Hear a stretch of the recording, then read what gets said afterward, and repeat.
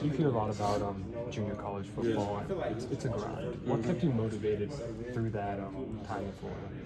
Just the end goal in mind, because it's always been a dream for me to want to be a professional athlete, but at that being a Division I athlete, and just me not having that chance out of high school, JUCO gave me a second chance. So once I got there, it was either now or nothing. So I wanted it, so I went and took it. At what point in your JUCO career did NC State start reaching out? It was during COVID, so going into my second year, season got canceled. I started getting recruited heavily, like during that summer of 2020. So that's probably, when I got in contact, Coach Garrison, all them, who's at Ole Miss now. And then towards like the mid-year, that's when I pulled the trigger, and I decided to come. It took me a couple days after signing it to decide, but I made the right decision. So, were you even able to visit soon? Nah, I couldn't. Everything was on Zoom. Every day I'm on Zoom with a different school, getting a facility, a tour, talking to all the coaches. So it was definitely hard to just get a grasp and get a feel for how people can be, because you getting those in-person feels is way different than on the phone. Well, what made NC State feel like the right choice?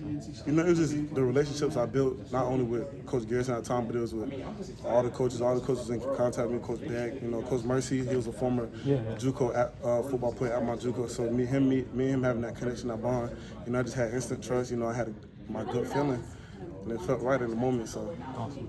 What other schools were kind of in the race there? Yeah, it was during that time in South Carolina, Kentucky. NC State was like the main three. So, Amy, y'all didn't have any pre-snap penalties this past week. That was a real issue last year. What changed? Just really implying it in practice. So when we're doing Indy, just coach doing the move calls. Any situation we get in practice while we're out in the field, just coach implement move calls when it's coming to drills, Indy. So just implementing that every day, it just helps instilling in us just the cueing on the quarterback. So, what do you think about going up against a player like James Pierce for Tennessee? Does that give you any extra motivation? Yeah, I mean, it's a good matchup. But at the end of the day, I'm not trying to really think about, just one-on-one personal battles. I'm really just thinking about doing it for, to the guy on my left and right. So. There were times this past week where, at least to me, the O-line, didn't look as consistent as it could. What needs to change in that area? We just got to be consistent with communication. That's all it is. Just being communication, ideating where we're going, being on the same page. So. How well do you think the unit did Saturday? It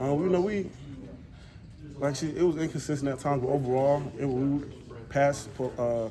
passing wise, we didn't give up, any real sacks, just scrambling sacks. But overall, we played good. But it was a slow start at first, but we got things going in the second half. But just putting that consistency on tape is going to help us a lot better. Just coming out fast. For people who may not know the rules, the illegal man downfield thing that Shakari's had, basically he just kicked that guy's butt 15 yards. Like he just drove him. I'm sure you've been in that situation. No, what are technically the rules when you are just driving somebody backwards?